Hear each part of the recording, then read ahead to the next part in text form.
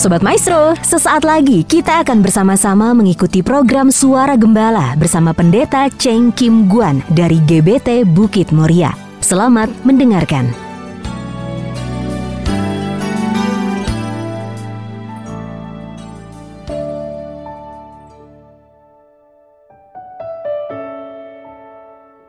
Shalom, Ibu Bapak, Sobat Maestro terkasih dimanapun berada.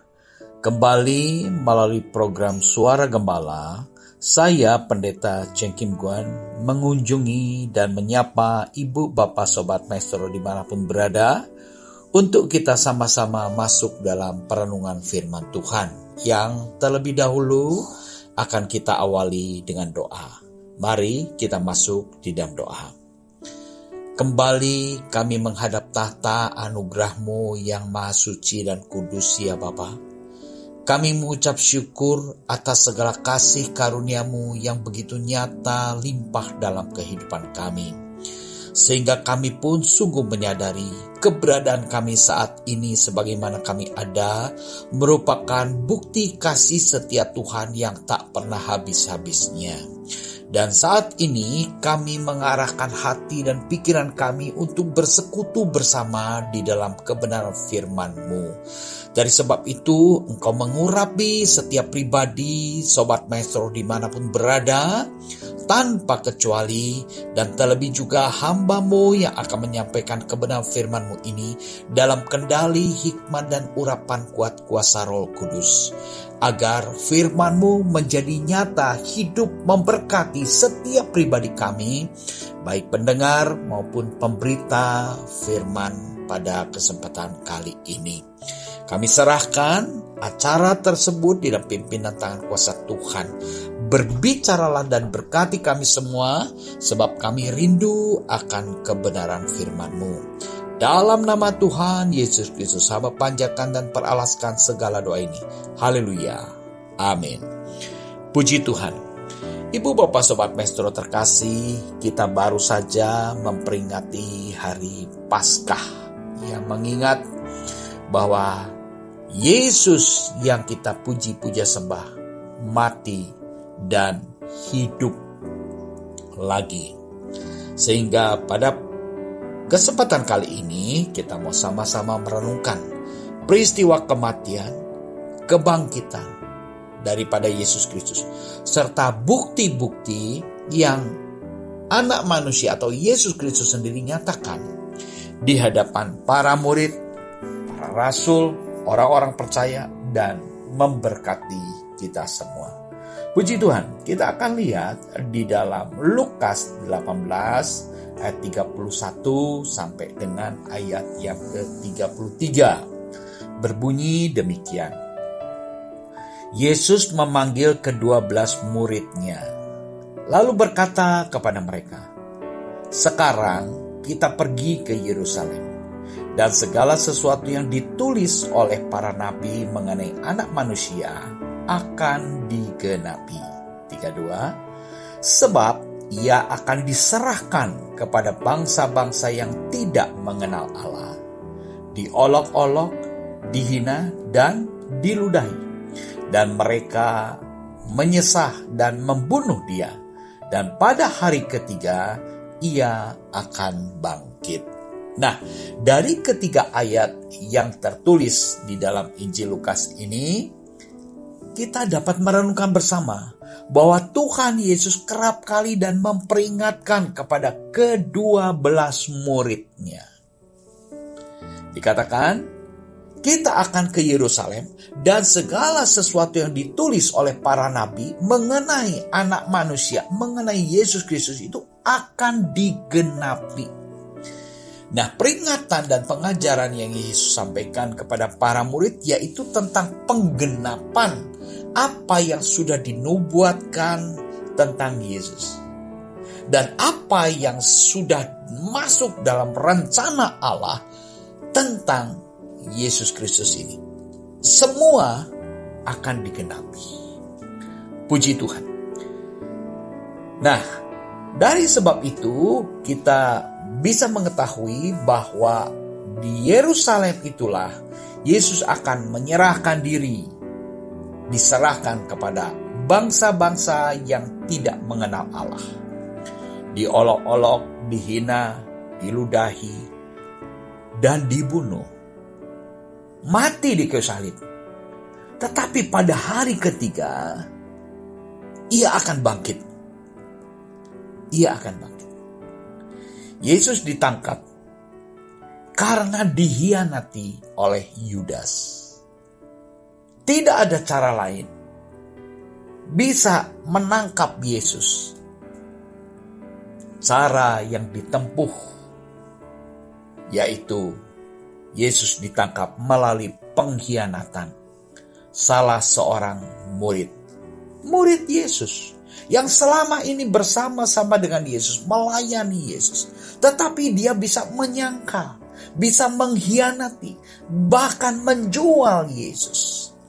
Karena Yudas itu cinta uang. Tidak cinta Yesus, tapi cinta uang. Nah, kita akan melihat saat Yesus disalib. Ya, dia dibunuh dengan cara disalib. Tanpa perlawanan, tanpa pembelaan diri. Tetapi saat disalib itu pun, dia tetap dapat menyelamatkan orang yang berseru, mengakui dosanya, mohon pengampunannya, dan orang itu menerima anugerah keselamatan. Kita akan lihat di dalam Lukas 23 ayat 39 sampai dengan ayat yang ke-43. Di sini dituliskan, ada seorang dari penjahat yang digantung itu menghujat dia. Katanya, "Bukankah engkau adalah Kristus? Selamatkanlah dirimu dan kami." Lukas 23 ayat yang ke-40. Tetapi yang seorang menegur dia, katanya, "Tidakkah engkau takut juga tidak kepada Allah, sedang engkau menerima hukuman yang sama? Kita memang selayaknya dihukum, sebab kita menerima balasan yang setimpal dengan perbuatan kita. Tetapi orang ini tidak berbuat sesuatu yang salah." Dari ketiga ayat Lukas 24, 39 sampai dengan ayat yang ke-40, di sana kita bisa melihat komunikasi dua penjahat yang disalib di sebelah kanan dan kiri Yesus. Mereka berkomunikasi seperti yang tadi kita baca. Salah seorang penjahat tahu Yesus itu adalah Kristus. Salah seorang penjahat tahu bahwa dia itu juru selamat dan mampu menyelamatkan. Dari sebab itu, di dalam ayat yang ke-39 dikatakan, "Bukankah engkau adalah Kristus? Selamatkanlah dirimu dan kami." Jadi salah seorang penjahat itu tahu bahwa Yesus itu Kristus, juru selamat, mampu menyelamatkan. Dan penjahat itu juga minta, "Selamatkanlah kami." Tetapi informasi, pesan yang disampaikan oleh penjahat yang seorang lagi tertulis di dalam Lukas 23 ayat 40. Tetapi yang seorang menegur dia, "Tidakkah engkau takut juga tidak kepada Allah, sedang engkau menerima hukuman yang sama?" Kenapa penjahat yang satunya itu menegur penjahat yang lain yang menghujat Yesus? Karena dari nada dan intonasinya, penjahat yang satu ini mendengar nada ejekan yang dilontarkan oleh penjahat yang menghujat Yesus ini. Penjahat yang satunya ini pun tahu bahwa dia adalah Yesus. Yang disalib di tengah itu adalah Yesus. Dikatakan, "Kita memang selayaknya dihukum sebab kita menerima balasan yang setimpal dengan perbuatan kita." Tetapi orang ini, Yesus ini tidak berbuat sesuatu yang salah. Nah, pengenalan dan pemahaman penjahat yang satu ini tentang Yesus berbeda dengan pengalaman penjahat yang menghujat Yesus. Yang menghujat Yesus hanya tahu Yesus juru selamat. Yesus mampu menyelamatkan. Ayo Yesus, selamatkan kami. Tetapi penjahat yang lain, dia tahu lebih dari sekedar Yesus juru selamat. Yesus dia kenal sebagai pribadi yang benar, tidak berbuat salah. Dari sebab itu, sikap dari penjahat yang satu ini, dia katakan, lalu ia berkata, Yesus, ingatlah akan aku apabila engkau datang sebagai raja. Nah, penjahat yang satunya ini mengenal Yesus sebagai juru selamat, mengenal Yesus sebagai pribadi yang benar, dan mengenal Yesus kelak akan datang sebagai raja. Ini pengenalan yang begitu mendalam. Tetapi penjahat yang satu ini betul-betul mengimani, ya, tahu tentang Yesus ditambah iman. Ini penting. Banyak orang tahu tentang Yesus tanpa iman. Jadi mereka pinter, tahu banyak tentang Yesus tapi tidak beriman. Ya buat apa? Tetapi lain halnya dengan penjahat yang satu ini. Dia dengan iman minta anugerah keselamatan. Dikatakan, Yesus, ingatlah akan aku apabila engkau datang sebagai raja. Kata Yesus kepadanya, aku berkata kepadamu, sesungguhnya hari ini juga engkau akan ada bersama-sama dengan aku di Firdaus. Puji syukur kepada Tuhan. Ibu bapak saudara terkasih, saat kematian Yesus di kayu salib, dia sangat menderita, tetapi dia tetap memiliki cinta kasih dan punya kuasa memberikan anugerah keselamatan. Sehingga penjahat yang begitu buruk latar belakang kehidupannya, tetapi saat menjelang kematiannya, detik-detik menjelang kematiannya, dia beroleh keselamatan yang Tuhan anugerahkan. Itulah kuasa kematian yang Yesus lakukan, yang kita saksikan. Nah, sekarang kita akan melihat kuasa kebangkitan daripada Yesus. Di dalam Matius 28 ayat 2 sampai dengan ayat yang ke-6 ya. Ini kebangkitannya, saat kebangkitannya hari ketiga, pada hari ketiga setelah kematiannya. Matius 28 ayat 2, maka terjadilah gempa bumi yang hebat. Seorang malaikat Tuhan turun dari langit dan datang ke batu itu dan menggulingkannya, lalu duduk di atasnya. Wajahnya bagaikan kilat dan pakaiannya putih bagaikan salju. Ayat 4, dan penjaga-penjaga itu gentar ketakutan dan menjadi seperti orang mati.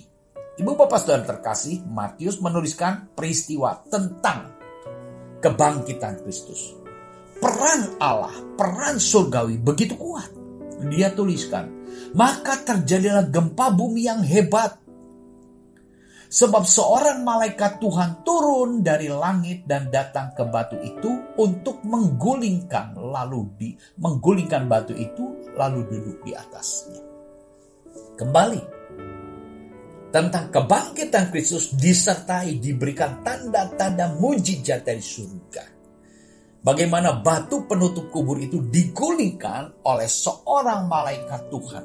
Dan kedatangan malaikat itu mendatangkan tanda-tanda. Dituliskan oleh Matius, gempa bumi yang hebat. Siapa yang bisa bikin gempa bumi?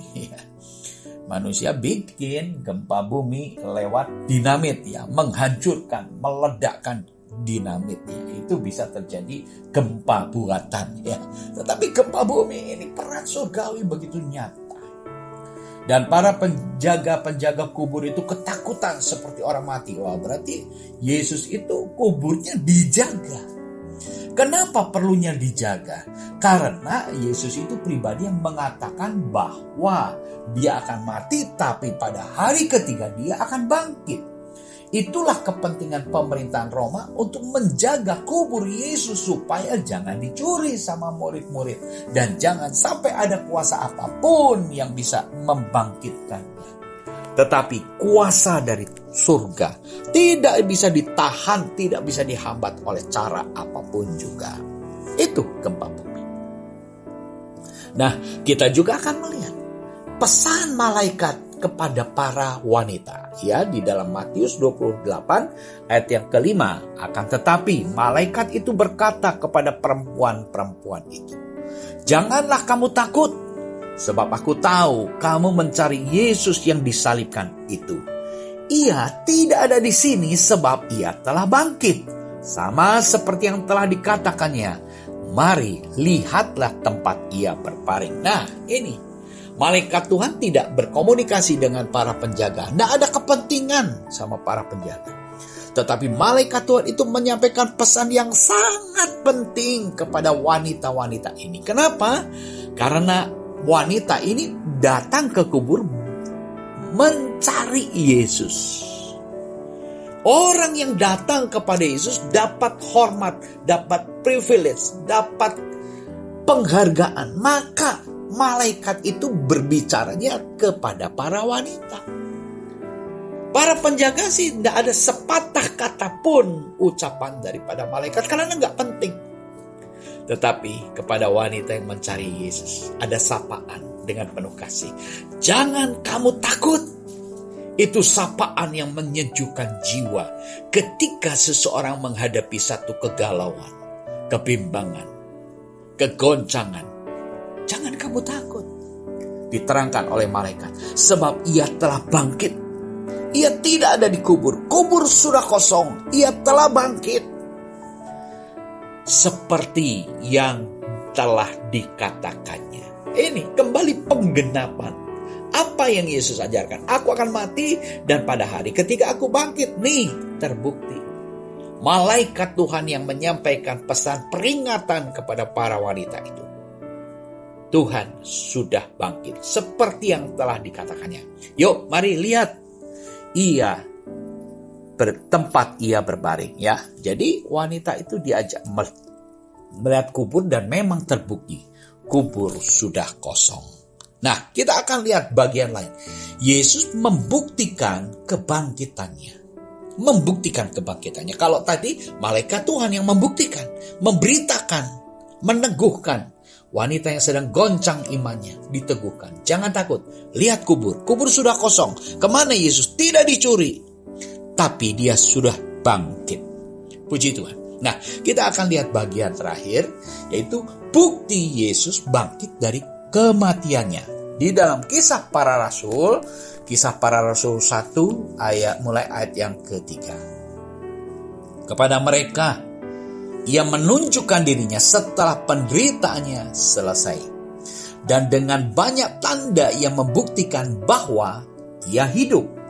Sebab selama 40 hari ia berulang-ulang menampakkan diri dan berbicara kepada mereka tentang kerajaan Allah. Nah, ini di dalam Kisah Para Rasul tertulis. Ya. Lukas menuliskan tentang ini. Kisah Para Rasul ini. Kepada mereka ia menunjukkan dirinya setelah penderitaannya selesai. Yesus menampakkan dirinya, menunjukkan diri kepada murid-murid setelah penderitaannya selesai. Dan dia bangkit. Sebab selama 40 hari ia berulang-ulang menampakkan diri dan berbicara kepada mereka tentang kerajaan Allah. Kembali, Yesus yang bangkit itu menampakkan dirinya. Menunjukkan tanda bekas luka paku, baik di jari tangan, di jari kaki, dan di lambungnya. Kepada murid-muridnya dan juga kepada banyak orang percaya. Kembali Tuhan Yesus mengajarkan tentang kerajaan Allah. Tidak berbicara lagi tentang kerajaan dunia. Kerajaan dunia sementara. Tetapi kerajaan Allah adalah kerajaan yang kekal. Puji syukur kepada Tuhan. Ini hal yang terus harus kita pahami. Dunia ini fana. Sehingga ketika kita menderita melihat gejolak perubahan yang terjadi dalam dunia ini, kita pun tahu, penderitaan, kesusahan di dalam dunia ini sementara, ada batasnya. Sebab dunia ini akan lenyap. Tetapi melalui perenungan Paskah, kembali kita diingatkan, disegarkan ada kerajaan Allah yang kekal dan Tuhan Yesus beritakan setelah kebangkitannya. Kita lihat di dalam Kisah Para Rasul 1 ayat yang keempat. Pada suatu hari ketika ia makan bersama-sama dengan mereka, ia melarang mereka meninggalkan Yerusalem dan menyuruh mereka tinggal di situ menanti janji Bapa. Yang demikian katanya telah kamu dengar daripadaku. Dalam satu konteks pembicaraan, Yesus memberikan larangan. Apa yang dilarang? Jangan tinggalkan Yerusalem. Itu larangan. Lalu Yesus juga menyuruh. Ini perintah. Disuruh apa? Mereka tinggal di situ menanti janji Bapa. Ibu bapak saudara terkasih, di dalam setiap kebenaran firman Tuhan selalu ada bentuk larangan dan kata perintah.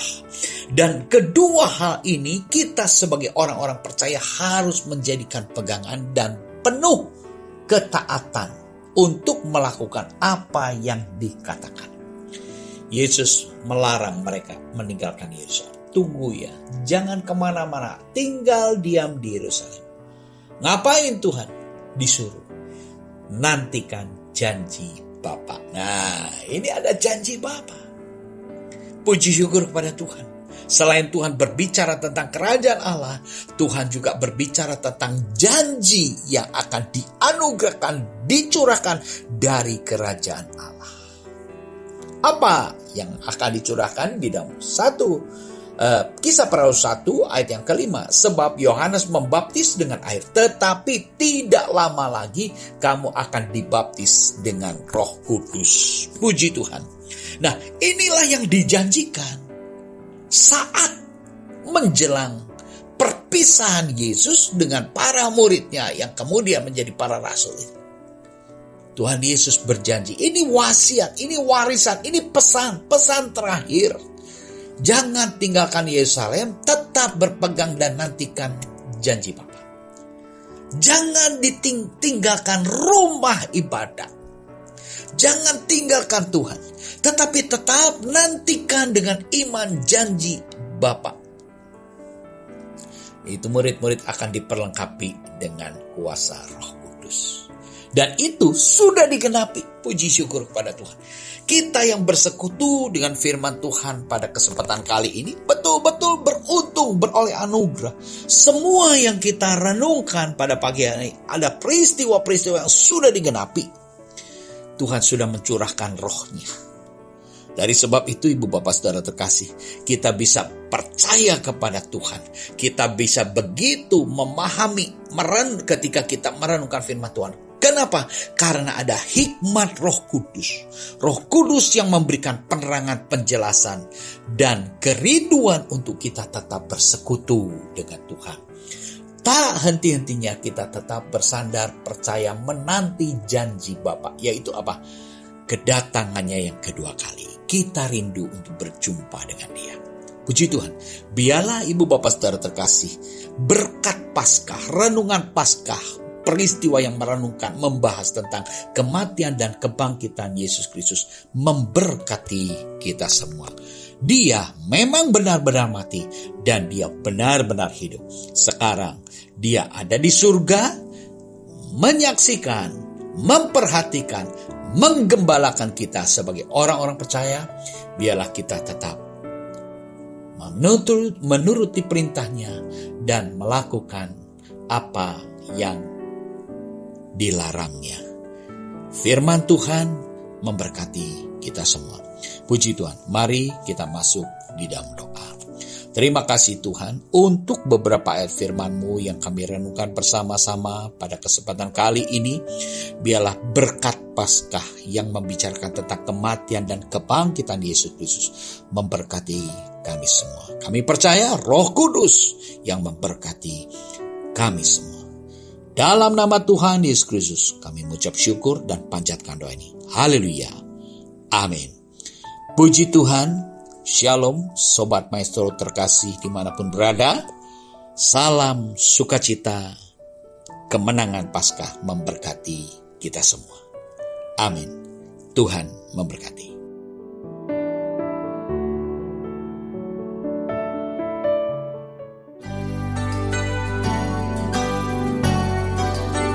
Sobat Maestro, Anda baru saja mendengarkan program Suara Gembala bersama Pendeta Cheng Kim Guan dari GBT Bukit Moria. Dengan tempat ibadah Jalan Bojong Raya Komplek Permata Indah, Blok J nomor 24 Bandung. Phone 0822 1614 3298. Terima kasih atas kebersamaan Anda. Tuhan Yesus memberkati.